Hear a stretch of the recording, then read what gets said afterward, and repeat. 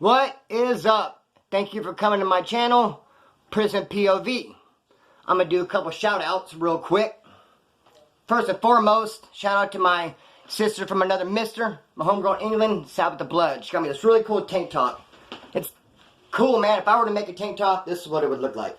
I love how the design on this part is like at the bottom. It's just really cool, man. In the back, it's blank. That's how I would have done it too. It's sick. It's a really cool tank top. Shout out to you, South with the Blood. None but the most love and respect for you. You know that. She also happens to be one of my very first subscribers too. So we've been kicking it for a minute. Thank you, homegirl. Brian from Philly shot me this cool shirt. It's all the neighborhoods in Philly broken up. I'd love to see a shirt like this with Kern County. All the neighborhoods and all the little towns. Really cool shirt. And I love Philly. I'm not into sports now. Back in the day when I was a kid and I was into sports, I liked the Pittsburgh Steelers and the Philadelphia Phillies. Go Mike Schmidt. So yeah, man. Cool shirts. I appreciate you guys to the fullest. Also, the homie JJ. He's been around for a minute. It's really cool. Talked to him in the comment section. Sent me this cool little care package. It's funny because he said he sent me a ballpoint pen. Hey JJ, this is not a ballpoint pen, dog. He gave me a really cool letter too. And I don't read letters to you guys. Those are hang on. I don't read letters to you guys. I got stuttered. I got stuck on it because I didn't know whether to say personal or private. So it came out like they're personal, man. Personal, private. So I don't read them to you guys. But the letter, he's like, hey dude, I got you a ballpoint pen. I had a bunch of them. This is not a ballpoint pen. It's a straw. And in the package, they make the argument that plastic straws are bad. So I use this reusable stainless steel straw. Really cool, homie. And also, he shot me this. When I first saw this, I thought it was kind of brushed. Don't those look like bristles? I'm like, oh man, cool, I might do this. Then I figured out, whoa, flashlight, homie. Can never have enough flashlights. Cool, man. This sticker, Ben Davis for president. I love Ben Davis shirts. I haven't seen him for a minute. But the kind of the collar, and then I have a zip right here. I have some pinstriped ones. I have some solid ones. Tight-ass shirts, man. I've not seen them for a minute. I think I'm going to go online try to find a Ben Davis shirt. Count the zipper and the collar. Good looking out, JJ, for these stickers and for the letter you wrote, man. I appreciate you, brother. He's another one that's been around for a long time kicking it with me. Also, Funk One, my homie Funk One. Let me say this. I went interviewed yesterday. Josh from Lockdown 23-1 had me on his channel. Shout out to Josh. Shout out to Death. Good dude. Really cool dude, man. Good personality. Easy to kick it with. Had me on for an interview. And on the interview, he asked me if you had any interviews on your channel. And I said no. But I think what he meant, the question was if you had anybody, like, log on. Like, if you had anybody on. Because I have had an interview. I had Funk One, my homie JT. I didn't really have him on, though. I feel like I took the show to him. Because I literally went to Hollywood, to the 311 studios. He works for 311, has for years. Straight lives in their studio. It's a sick setup, if you ask me. He's a good homeboy of mine. Good dude. So, yes, I did an interview with Funk One. So I had to call him right away. I said, dude, in the interview with Lockdown 21, I said, I have not done interviews, brother. Not that I forgot about you. I just feel like the question, how it was. Anyways, Funk One, definitely I did an interview with him. He wrote me, man. He wrote me, sent me some stickers. Some 311 stickers. Sent me 3 of these. One's already on the guitar case and one's on the wall. Probably send this to somebody, since I have 2. When I send some Splinter stickers out, Prison POV, don't be surprised if you open up, there's a 311 sticker. Because he gave enough to share. So yeah, man, good looking out to you, Funk One. Thank you for the stickers, brother. Friend for life, that's for sure. With that being said, and you know, I'm drinking that Fidalgo coffee. I have a brother. Looks a lot like me. We have different dads. About the same size. A lot of the same mannerisms. If you didn't know we were brothers, you wouldn't guess it. But then if someone said, hey, do you know the guys are brothers? You go, alright, that makes sense. We look a lot alike. We have a lot of the same tattoos. When I first got horns, can't see mine are in the hairline. I got horns and I see him later and he has horns. But he literally brought his and put his on his forehead. I guess to one-up me. I got this tattoo right here. Then later I seen him, he had a bunch of writing right here, the same spot. I got some stuff on my eyebrow. Next time I see him, he has 3 big old letters right here. I think it's OBB. I'm not even sure what it stands for. I don't even think he cares what it stands for. I've heard a couple different things of what it stands for. But the important part is just getting a tattoo real big over his eyebrow. That was the goal, I guess. And he got it. One time I had said, dude, I'm going to get this tattoo. Have you guys ever seen a praying hands tattoo? It's pretty popular. You'll see hands like this. I was like, I want to get praying hands tattoo, but I want the hands to be like with long fingernails, maybe hair, a mole, like a zombie hand, even like a ring that's like a skull ring, long, creepy yellow fingernails, a zombie hand praying. I go, that'd be a cool tattoo. Later, I talked to my brother, I sing, he's like, dude, I'm thinking about getting a tattoo, man. He goes, I want to get, like, you ever seen those hands praying? I want to get a hand like that, like a zombie hand praying. He's telling me, I go, dude, that's the best idea you ever had, bro. Anyways, we did not get along, man, and it all stems to a car he had. If you would ask him, he would tell you I stole it. I did not see it that way. I did not steal this car from him. Be that as it may. Even if I did, I've well compensated for it and done some really cool stuff for him and hooked him up, so there's no way he should even be tripping on that stupid car from way back in the day. For instance, one time he was stuck in Illinois. I straight sent him money to get him back here, moved him in with me. We're the same size. I said, look, dude, green light on all my clothes, sleep on the couch. It's whatever, bro. My pad is your pad. He ended up stealing from me. Even after all that love I showed him. Stole the 9mm from me. I had 2 guns. 9mm. I kept him in my garage. And a vacuum cleaner. A car vacuum cleaner kit. Him and I were out in the garage one day. Him and I and a student named Mike were the only people who knew that the guns were there in that bag. So we're out in the garage and they're talking. I just get a wild hair. I go grab the bag, open it and look. And only see one gun. I look up at him surprised. Like, what in the hell? And he goes, Mike? Like, tried to throw it off on Mike, dude. Throw that shade. I was like, oh, hell no. I got, man, he took off running out the door. That was a Friday. Tuesday, Pro was at my door arresting me. For the longest, I thought he sent him. I mean, come on, Friday, we have a heat exchange. He leaves. Tuesday, cops are there. But now I know. It was not him. It was someone else. Even when I thought that he did send the cops, I didn't hold no grudge. Wasn't tripping on him. It's my brother. He's the one that trips on me, dude. All the problem we have is on his end. Anyhow, so when I was in jail, because the cops came and got me parole that Tuesday, while I was in, he breaks into my garage and steals these dubs, these 20-inch rims that came on the Silverado I got. I ended up getting the 24s and took the dubs, the 20s, and put them in my garage. I'm in county jail. He breaks in and takes them, bro. And the only reason I knew it was him is because later on down the road, I had some chicks in my house, and they're going through my pictures. I'd gone to Vegas. So they're looking at my Vegas pictures, and I took my brother to Vegas. And they go, oh, I know him. This dude sold my boyfriend some rims for $500.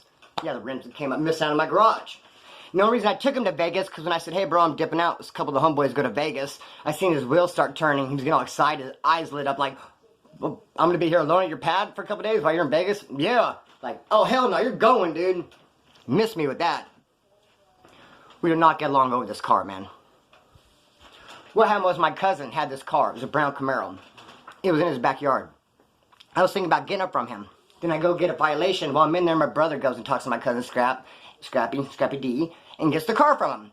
So I get out, my brother has it. He's driving the car. I'm kind of like, bummer, man. And my brother's still living at home with my mom, his mom also, and his dad. So he's still at home being taken care of. He don't even really need a car. I get out, prison, I'm homeless, dude. Luckily, I get a score job with my cousin Scrappy. He hooks me up. He's doing AC work. I get on as being his helper. I'm making cash on the table, and I move into these scummy little dope fiend prostitute-filled apartments. For those of you in Bakersfield, Kirk County, I'm at the Tower. I'm moving the Tower. The money I'm earning all week being an AC helper, all the money goes to my week stay at the Tower. I have no extra cash. I have probably no clothes to the curb. While I was at the Tower, though, I meet this chick named Peaches, man. I'm kicking it, minding my business in my room, and knock at the door. I go answer, she just walks in. I go, whoa, hold up. I go check the bottom of your shoes. It smells like you stepped in dog shit. She goes, no, couldn't have been me. Lifted her foot up. She says, I'm barefoot. And I look down and I go, damn, you are, aren't you? She goes, well, look, I don't want to waste any more of your time. I go, I appreciate it. My name's Peaches. Are you interested? And I go, nope, not even a little bit. And she goes, does it have to do anything with my shoes or lack of them? I go, that's part of it. She goes, all right, I'm gone. I go, peace. And she left. That's Peaches. I did continue to see her the parking lot here and there. Also, a dude named Cecil lived next door to me. Now, Cecil's trip, I remember meeting him in county jail. First time ever I went to county jail. Hold up real quick, please.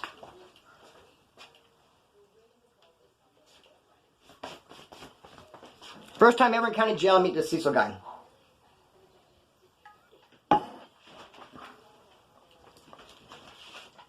And I thought, who is this crazy wood? What he would do was, if there was a wood on the yard that needed to be removed, Cecil did it. And he was like always asking the dude out the keys, like, is there any woods that need to be removed today? Because there was someone who messed up and had to be removed. Cecil would push up on him to start swinging, get that ass, and then go over to their locker. And this is what he did it for. He wanted everything in their locker. He'd take the cribbage board or whatever he could, break that lock off, and break in their lockers. That's what I seen him do the whole time I was there in county jail that time. My first time there, just blown away by this crazy Cecil fool. I don't like to pause. I have something fucking with me, damn it. Out of sunflower seeds, fucking with me. I don't want to push pause. Okay, so Cecil, he's off the hook. I mean, bashing people in, he'd be taking their stuff. Now here I come to the tower, he's next to me. My brother's coming over and visiting me, but he'd always be hanging out with Cecil. And then when I get in an argument with Cecil, my brother would be on his side and shit. Finally I had to tell my brother, dude, you over here kicking with me or Cecil or what, man? Cecil lived next door to me, like I said. One day, Cecil was out front arguing with this other dude. He had this thing in his hand. It was like an antenna, but a little bit fatter, and it came off of a car. Damn it. This antenna. Had it in his hand. He was arguing with this dude. I guess he decided to go hit him, but right when he was going to go hit him, the dude, he was going to dope beat him. He was going to cheap shot him, so the dude didn't see it coming. He just so happened to bend over to pick up like a coin, a quarter or something off the ground. Right when Cecil swung it, dude ducked on accident, missed him, he hit his old lady in the head, and she fell over, and he's like, ah! Help! Crazy. Anyways, so I'm at this motel. Cecil's my neighbor. My brother's coming over all the time in that brown car, kicking it with Cecil mostly. He's like, what the hell are you hanging out with that fool for? One day my brother's across town, and he parks the car kind of weird out in the street, and they come and jack it and they tow it. So my brother doesn't have the car no more. The reason why I know this is because he never got it out of my cousin's name. My cousin's still the registered owner, and the tow yard sends my cousin a letter saying, hey, we got this Camaro in here, and it cost this much to get it out. I'm working with my cousin. He tells me, dude, your brother lost that car. It's at the tow yard. It cost this much. So I said, boom, on Friday when I got paid, I go take me. Him and I went and got it. So I show back up in my room. My brother's there. And I go, hey, I got your car. And he goes, oh. I go, before you get too excited, I'm keeping it. I go, if you have the money to reimburse me, the money it costs, it was a lot to get it out, bro. If you could reimburse me, you can have it back. Otherwise, it was lost forever. He's like, no, I don't got the money. I said, well, get the money and have it back. And I go, furthermore, since I had to spend all my money to get this car to impound, I don't have the money to pay for my week at the motel. So I'm packing my stuff up. Deuces, I'm gone. And my brother, even though he's hanging out with Cecil, he was kind of hanging out in my room a lot. I said, bro, you can stay till the morning, man, but when they come to kick you out, they come to kick you out. I'm out of here. I'm not paying. I leave. I think he was a little bit mad about it. I don't know. I didn't ask him. But I don't feel like I did him dirty because all he had to do was pay me back. So I'm driving around. I only had the car for about a couple weeks or so, and I ended up getting pulled over by the cops. They come to get me. I tell the cop, I said, look, I'm absconding on parole. I'm a parolee. Take me to jail. Do me a favor. Please do not tow my car. He goes, all right, I won't. So he took me into jail, and he didn't tow my car, and my cousin Scrap Diego was able to come snatch it up from me, so I had it when I got out. So I'm in jail. I was only out a couple months, and all I did wrong was absconding. Cops didn't write me for nothing else I did wrong. I did no other illegal activity, just a straight absconding. So I had my people call my parole officer, like, what are you going to do with them? What are you going to do with them? And he says, I'm going to leave them in there. I'm going to COP them, continue on parole, but I'm going to leave them in county jail for a week to make them sweat it out. So my people tell me, you're only going to be there in a week. So I start telling the homeboys, I'm out of here in a week. Once you start saying that, they start hating a little bit, and they want you to do a bunch of shit for them. Hey, when you get out, do this, do that. Hey, I want you to do this, drop this letter off, go do this, do that. Most of them like, dude, I'm not doing that shit. A couple of the good homeboys from my neighborhood and shit, I would go do stuff for. Then they want to do this, like in the dorm I was living in, the white boys had a big old bag of weed, and they're smoking, they're like, getting that, homie, you're going home in a week. Screw that, brother, I'm here now. You kidding me? And the night before you go home, they'll be like, hey, let me get your dinner tray, brother, you're going home in the morning. I'm here now. I'm hungry, dog, I'm going to eat, and I'm going to smoke, and I'm going to live it up until the minute I walk out the gate. I'm not going to put me on some kind of status, because I'm going home. So anyways, one of the homeboys in there, an older homeboy from my neighborhood, says, hey, go get at my son. He's supposed to be getting these clavos together and making shit up for the fellas in here, and he's not doing it. I get out and I go find him in the neighborhood. I'm like, hey, what's up, fool? I kind of push up on him, a little bit aggressive. And I'm like, hey, you're not taking care of your dad. I go, you're lacking. Your dad's lacking because you're lacking. You're not taking care of him. You're not sending nothing in like you're supposed to be taking care of it. You're not taking care of shit, brother. What's up? I was like, hey, so me and my dad. No, your dad sent me out here. He made it my business at that point. I was like, we could just handle it. Like I said, I came back kind of aggressive, fresh out. Even if I did a week, I still just feel like I'm handling shit. He's like, whatever, back up off me, I'll get this shit handled. So about a week or two after that, I'm in Oildale at this chick's house. The reason why I'm there is because me and my lady are fighting and I can't find her. And this is one of her homegirls' house. I'm kind of hoping she'll pop up over there. And then when I went over there and I did go try to leave, my car wouldn't start. I'm kind of stuck there. So that dude, homeboy's son, who I kind of pushed up on, he's in and out of that apartment because he's living in Oildale. That's what I'm saying, and we're talking to each other. So one day, he comes over and I could tell as soon as he gets out of the car and he comes in, he's like mad dogging him. He's getting at me all fucking crazy. And I guess the deal is, a couple days prior to this, I had a big old bag of weed, an ounce of weed. He was over there making up the clavos to send in the county jail. I didn't kick nothing in. I didn't say, oh, those are the clavos for the county? Shit, here's a quarter of weed for the homeboys. I got an ounce. I didn't do none of that. I was making out my own bags, rolling joints and shit. But they didn't ask me. I would have if they would have asked. I'm not trying to be stingy, just didn't cross my mind. So he mad dogs me, comes up, he's like, hey brother, I noticed how you were real quick to push up on me saying I'm not taking care of business, take care of the fellas in county. A couple days ago, you saw me making up the clavos. You had a big old bag of weed. You didn't fucking kick in nothing. It's all greedy and shit. Because believe it or not, that bag of weed I had made it to county jail. The homeboys heard about that, how he was making up clavos, and I was there with a big old bag of weed, and it kicked into the clavo. That shit made it to county. So now they're coming back out, and they want homeboy to rush me. I think they wanted him and his brother to jump me. But they're kind of my homies from my neighborhood. They didn't do all that. He ends up cheating, shotting me. We're kind of face to face and shit, talking shit to each other, and he does one of these numbers where he's like, looks off. So I go to look off, boom, cheat shot me. We're fighting. Now the whole couple days I've been there, there's a big old gnarly looking pit bull in this yard. I'm kind of scared of dogs, especially since I got bit by the canine.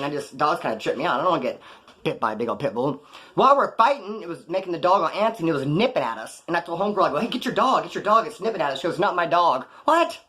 For 2 days I've been hearing this big old gnarly pit bull in your yard. It's not even your dog. Like, what? Anyways, it just stayed nipping at us till we got done fighting. After we fought, we shook hands, whatever. I said, so what? Now what? Where are you going? Remember, I've been stuck there because my car wouldn't start. So he's going to go to another one of the homeboys' house who deals dope. Another one of the older homeboys from my neighborhood. He's going to go over there and talk to him. And let me roll with him. So when we got over there, the older homeboy, we walk in his mobile home. He's like, he sees us. He goes, didn't you guys just fight? We go, yeah, we just fought. And he goes, oh, you shook hands and you guys made up? And we go, yeah. And then it dawned on me, like, how the hell did you know we just fought? Then it dawned on me even further that he's the one that sent him over there. Just a pot stirrer. He's the one that told the homeboys at county jail that I was stingy with my pot, didn't send clavos in, kick in on the clavo. And then they gave word for me to get jumped or whatever. You know, he's just the hub. This the dude, he knew about it. I noticed that as soon as I walked in. He's like, didn't you guys just fight? He knew too much. He's giving me a funny look, and I was kind of giving him a funny look, like, whoa, you set me up? This is kind of weird. Then he straight did this, I'll never forget it. Trip on this. Out of the blue, he says, my favorite dog's the pointer. And he goes like this. He even stood on one leg, and he put an arm forward like this. Like he was pointing. You gotta see my leg, how he did it. He went like this. Every time I stand up, it always shows my door, man. Look, he always goes like this. Like a leg up, one leg. My favorite dog's the pointer, he said. I was like, wow, that's heavy. I was like, what does that mean, dude? My favorite dog's a pointer? Like he pointed someone out like he told or what? Like, damn. I didn't know that he set me up with the whole thing and got me jumped. Your favorite dog is the pointer. Damn, that's a cold shot. Gnarly. Anyhow, got a little more time to say this. One last thing. My brother did. Should I go there? Let me just say this real fast, man. I was in county jail. My brother was supposed to turn himself in. He had some time to do. He was only going to do probably like 2 days. He literally just had to check in, go in, and get more paperwork to go on like sheriff's parole and be right back out. I'm in there in D-Pod. They want to give me a year flat in parole for this fight and shit. I ended up getting a year and a half. Anyway, I made contact with my brothers and people. He's going to come turn himself in, and he's going to bring in a 1/4 ounce of chronic and a gram of heroin for me. I'm like, cool, man, cool. But I'm trying to get him to, because when he comes into county jail, they're going to want to send him out to the minimum. Then he's going to have to, it's going to be hard for him to get that sack to me from the minimum to where I'm at over in Massachusetts D-Pod. I'm trying to talk him into, actually I'm talking to myself. Wasn't really through third party. I'm telling him, dude, when you come in through R&R, they arrest you, you come into county jail, tell them you want to go to D-Pod. Tell them you don't want to go to the farm. Tell them you're kicking, you can't be around all those people. If you want to go to D-Pod, you can get there. D-Pod sucks. No one wants to go there. You're stuck in your cell all the time. So I cannot talk him into going in there like I want to. He ended up going to the farm. And at court, he passed it off, and sure enough, boom, I get this 1/4 ounce of weed, gram of chronic. Good looking out, homeboy. 1/4 ounce of chronic, gram of heroin. Good looking out, bro. Southsiders see that, like, dude, you got action like that? Like your brother did, like, that's good looking out, man, what a good dude. I go, yeah. Anyway, my brother gets out and fucks it off again. Didn't talk to the sheriff parole, all that, has to go back in for a couple more days, get some more paperwork, and make it out again. I'm talking on the phone, he's like, I gotta go back and do it again. I go, man. So I'm telling the Southsiders, I go, well, we'll load him up this time. So he went, I set it all into motion. He went to these people and got an ounce of crystal, a 1/2 ounce of heroin, an ounce of chronic, and then even had more nerve than a broken tooth to ask if he could have cash. He demanded a couple $100 for his person. They give him a couple $100 cash, he has all this fucking dope, and he never even comes into jail, bro. Leaves me hanging like fucking straight wet laundry, man. Leaves me hanging like a set of nuts. Once you turn yourself in, it should only take 3 days. So I talked him on the phone, he's like, okay, go turn myself in. A week later, no one heard from him. Hide or hair. Third people are calling in county, running his name. He's not arrested, has not been arrested. I'm like, sweating, bro, sweating like a motherfucking, I don't know what I'm sweating like, but I'm sweating it out. They could easily move on me. It could be all bad, dude. Fucking this dope off. How do they know I'm not involved? Just all bad, man. So he never did make it in. Went out there and got with the dope, just did all the dope, gave it away. He said he got burned for it. Some chick took it from him. And then I was talking on my phone after, it was like a week after he's supposed to turn himself in. I'm like, dude, where are you, man? You're gonna get me freaking got in here. He's like, oh, I hurt my leg, man. I'm gonna go tell, the doctor and shit. Show the doctor my sore leg, and then I'll go do it. I'm like, man, fuck your leg, bro. I don't care if both of them are cut off. I expect you to crawl in like the Terminator, dude. 2 arms with your freaking hip dragging. Bro, you're leaving me hanging in here, doggy. He didn't give a rip, man. He didn't give a rip. One time he stole, when I was in jail, he went to my pants, stole my VW Bug I had, and was driving. One of my homeboys saw him and said, dude, that's your brother's car. He's in jail. What are you doing? He goes, pulled over and left it at a park and just took, and then got with the homeboy and went off to some other shit. Just left my car at a park, dog. Just some random ass shit, man. And I never done that to him except take that car that one time. Like I said, that wasn't that bad of a deal. I think he just hates on me. Anyway, I've aired enough dirty laundry for now. Cut the string on this, let it fly. Peace!